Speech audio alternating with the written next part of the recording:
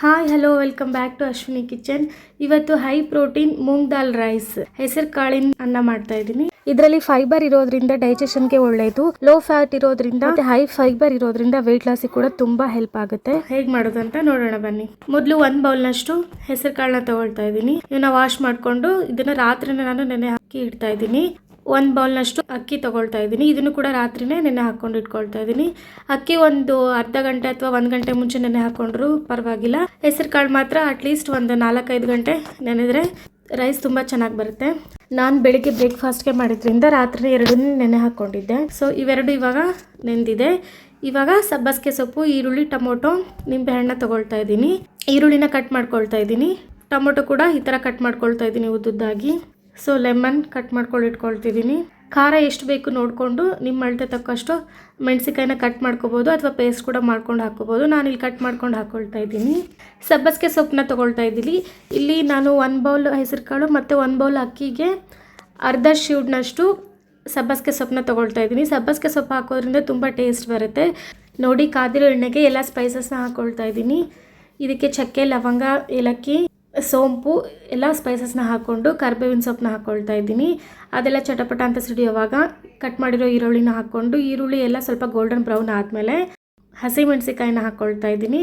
ಹಸಿಮೆಣಸಿಕಾಯಿ ಕೂಡ ಫ್ರೈ ಆದಮೇಲೆ ಕಟ್ ಮಾಡಿರೋ ಟೊಮೊಟೊನ ಸೇರಿಸ್ಕೊಳ್ತಾ ಇದ್ದೀನಿ.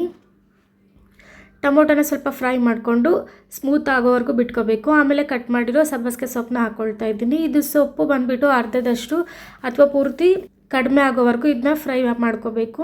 ಸಬ್ಬಸಿಗೆ ಸೊಪ್ಪು ಮತ್ತು ಹೆಸರು ಕಾಳು ಡೈಜೆಷನ್ಗೆ ತುಂಬ ಒಳ್ಳೆಯದು, ಡಯಟ್ ಮಾಡೋರಿಗೆ ಕೂಡ ತುಂಬ ಒಳ್ಳೆಯದು. ಆಮೇಲೆ ಹೈ ಪ್ರೋಟೀನ್ ಇರೋವಂಥ ರೆಸಿಪಿ ಇದು.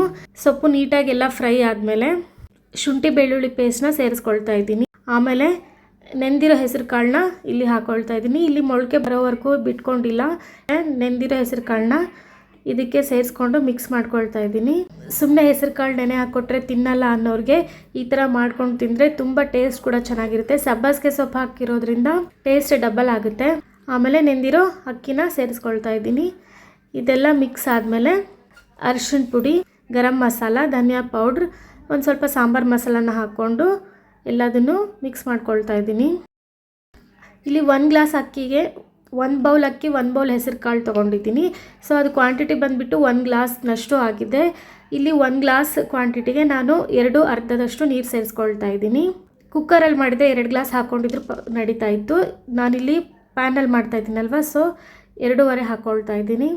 1 ನಿಂಬೆಹಣ್ಣಿನ ರಸ ಹಾಕ್ಕೊಳ್ತಾ ಇದ್ದೀನಿ. ರುಚಿಗೆ ತಕ್ಕಷ್ಟು ಉಪ್ಪು ಹಾಕ್ಕೊಂಡು ಲಿಡ್ ಕ್ಲೋಸ್ ಮಾಡ್ಕೊಳ್ತಾ ಇದ್ದೀನಿ. ನಾನು ಈ ರೆಸಿಪಿ ನಿಮ್ಗೆ ಏನಾದರೂ ಇಷ್ಟ ಆದರೆ ಮರಿದೇನೆ ಲೈಕ್ ಮಾಡಿ, ಶೇರ್ ಮಾಡಿ ಮತ್ತು ಸಬ್ಸ್ಕ್ರೈಬ್ ಮಾಡಿ.